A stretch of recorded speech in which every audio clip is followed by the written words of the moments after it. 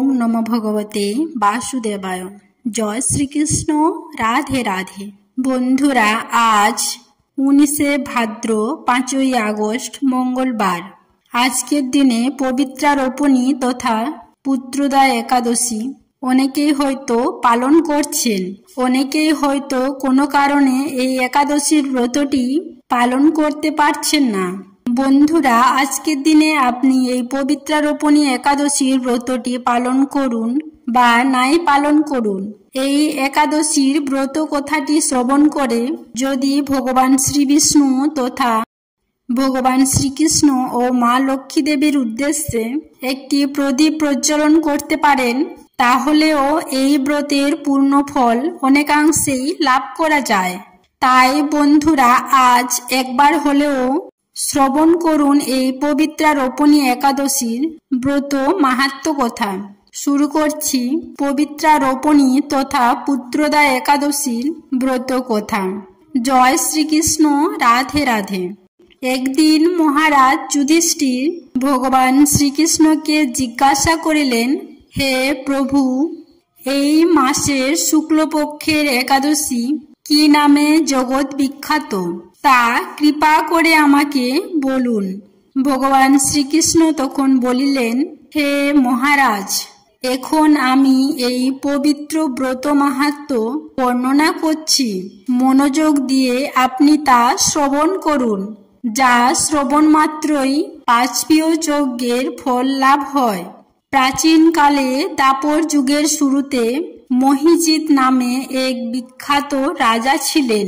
তিনি মাহিষ্মতি নগরে রাজত্ব করতেন, কিন্তু দুঃখের বিষয় এই যে তার মনে বিন্দুমাত্র সুখ শান্তি ছিল না, কেননা তিনি ছিলেন অপুত্রক। নিজেকে অত্যন্ত দুর্ভাগা মনে করে রাজা চিন্তাগ্রস্ত হলেন। ব্রাহ্মণদের সামনে গিয়ে বলতে লাগলেন, হে প্রজাবৃন্দ, তোমরা শোনো, আমি এই জন্মেতে কোনো পাপ করি নাই, অন্যায়ভাবে আমার রাজকোষ বৃদ্ধি করিনি, ব্রাহ্মণ বা দেবতাদের সম্পদ কখনোই গ্রহণ করিনি, অপরন্তু প্রজাদের পুত্রের মতো পালন করেছি, ধর্ম অনুযায়ী পৃথিবী শাসন করেছি, দুষ্টদের যথানুরূপ দণ্ড দিয়েছি, সজ্জন ব্যক্তিদের যথাযোগ্য সম্মান করতেও কোনো অবহেলা করিনি। তাই হে ব্রাহ্মণগণ, এই প্রকার ধর্মপথ অবলম্বন করা সত্ত্বেও কেনই বা আমার পুত্র সন্তান লাভ হলো না, তা আপনারা কৃপা করে অনুসন্ধান করুন। রাজার এই ব্যাপার কাতর উক্তি শুনে ব্যথিত রাজভক্ত পুরোহিত ব্রাহ্মণ রাজার মঙ্গলের জন্য গভীর বনে ত্রিকালজ্ঞ ঋষির কাছে যেতে মনস্থ করলেন। বনের মধ্যে ঋষিদের আশ্রম দেখতে দেখতে তারা এক মুনির সন্ধান পেলেন। তিনি দীর্ঘায়ু, নিরোগ, নিরাহারে ঘোর তপস্যায় মগ্ন ছিলেন। সর্বশাস্ত্র বিশারদ, ধর্মতত্ত্ব ও ত্রিকালজ্ঞ সেই মহামুনি লোমশ নামে পরিচিত। ব্রহ্মার এক কল্প অতিবাহিত হলে মুনিবরের গায়ের একটি লোম পরিত্যক্ত হতো। এই কারণে এই মহামুনির নাম লোমশ। তাকে দেখে সকলেই ধন্য হলেন। তারা পরস্পর বলতে লাগলেন যে আমাদের বহু জন্মের সৌভাগ্যের ফলে আজ আমরা এই মণিবরের সাক্ষাৎ লাভ করলাম। তারপর ঋষিবর তাদের সম্বোধন করে বললেন, কি কারণে আপনারা এখানে এসেছেন এবং কেনই বা আমার আপনারা এত প্রশংসা করছেন, তা স্পষ্ট করে বলুন।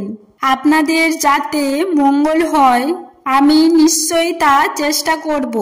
ব্রাহ্মণেরা বললেন, হে ঋষিবর, আমরা যে জন্য এখানে এসেছি আপনি তা কৃপা করে শুনুন। এই পৃথিবীতে আপনার মতো ব্যক্তি আর কোথাও নেই। মহিজিৎ নামে এক রাজা নিঃসন্তান হওয়ায় অতি দুঃখে দিন যাপন করছেন। আমরা তার প্রজাগণ। তিনি আমাদের পুত্রের মতো পালন করেন, কিন্তু তিনি পুত্রহীন বলে আমরাও সবাই মর্মাহত। তার দুঃখ দূর করতে আমরা এই বনে প্রবেশ করেছি। হে ব্রাহ্মণ শ্রেষ্ঠ, রাজা যাতে পুত্রের মুখ দর্শন করতে পারেন, কৃপা করে তার কোনো উপায় আমাদের বলুন। তাদের কথা শুনে মুনিবর ধ্যানমগ্ন হলেন। কিছু সময় পরে রাজা পূর্বজন্ম বৃত্তান্ত বলতে লাগলেন। পূর্বজন্মে এই রাজা এক দরিদ্র বৈশ্য ছিলেন। একবার তিনি একটি অন্যায় কার্য করে ফেলেছিলেন। ব্যবসা করার জন্য তিনি এক গ্রাম থেকে অন্য গ্রামে যাতায়াত করতেন। এক সময় জ্যৈষ্ঠ মাসে শুক্লপক্ষে দশমীর দিনে কোথাও যাওয়ার পথে তিনি অত্যন্ত তৃষ্ণার্ত হয়ে পড়েন। গ্রাম প্রান্তে একটি জলাশয় দেখতে পান। সেখানে জল পানের জন্য তিনি এগিয়ে যান। একটি গাভী ও তার বাছুর সেখানে জল পান করছিল। তাদেরকে তাড়িয়ে দিয়ে তিনি নিজেই জল পান করতে লাগলেন।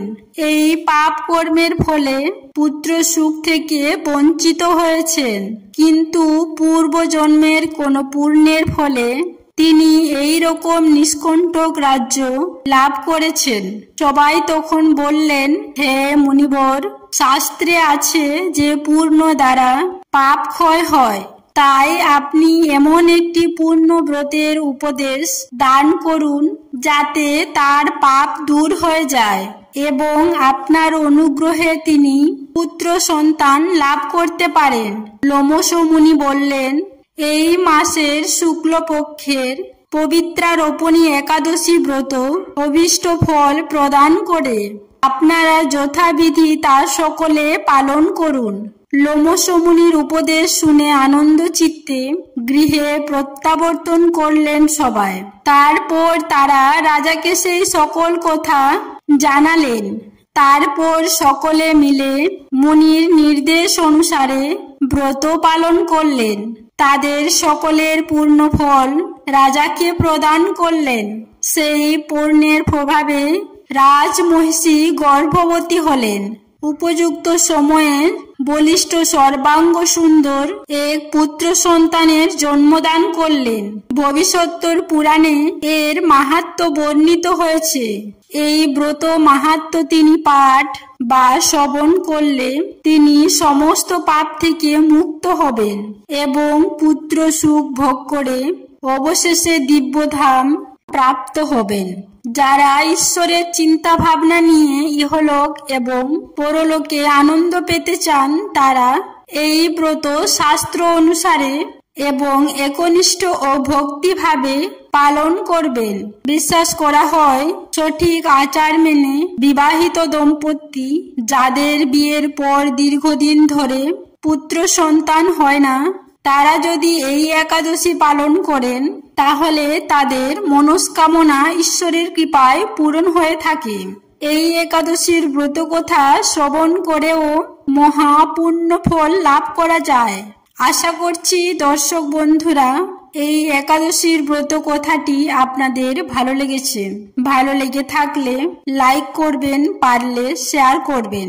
কিন্তু অবশ্যই বন্ধুরা, আজকের দিনে পারলে মা লক্ষ্মী ও শ্রীকৃষ্ণের উদ্দেশ্যে একটি ঘিয়ের প্রদীপ প্রজ্বলন করে এই ব্রত কথাটি আবারও একবার শ্রবণ করুন। আশা করি ঈশ্বরের কৃপায় আপনার ও আপনার পরিবারের মঙ্গল হবে। তো বন্ধুরা, আজকে এই পর্যন্তই রইলাম। সবাই ভালো থাকবেন, সুস্থ থাকবেন এই কামনা করে ভিডিওটি এখানেই সমাপ্ত করলাম। নমস্কার, ধন্যবাদ। ঈশ্বর আপনাদের মঙ্গল করুক।